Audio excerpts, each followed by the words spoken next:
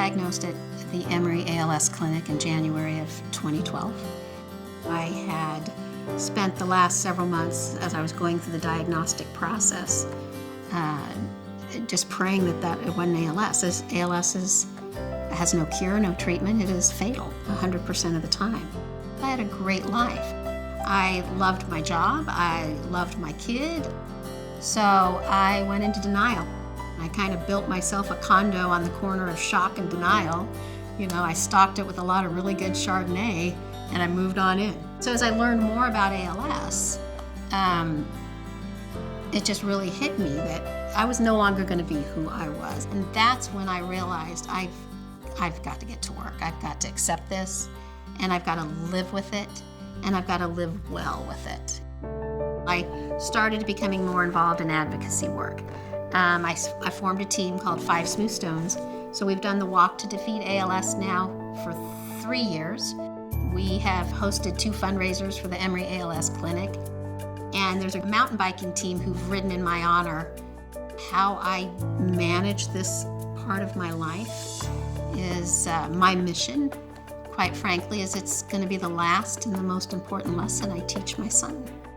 I call it the gifts of disease, and one of them is you start seeing your life in high definition.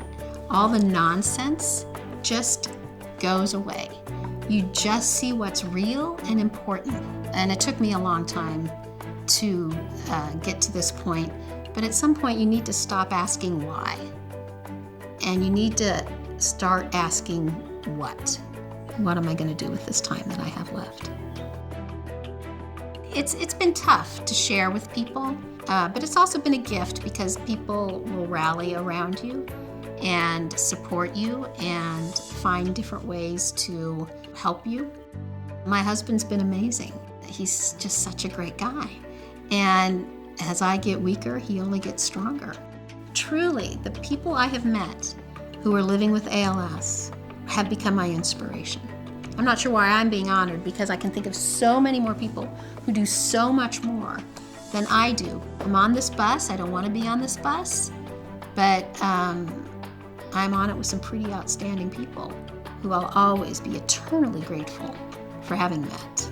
There's a Bible verse that I call on almost every day. It says, always be joyful. Never stop praying. And that's my call to arms. So my legacy would be hopefully to leave my son and my husband with an appreciation for how great life is, lots of great memories, and to be joyful and prayerful and grateful and humble.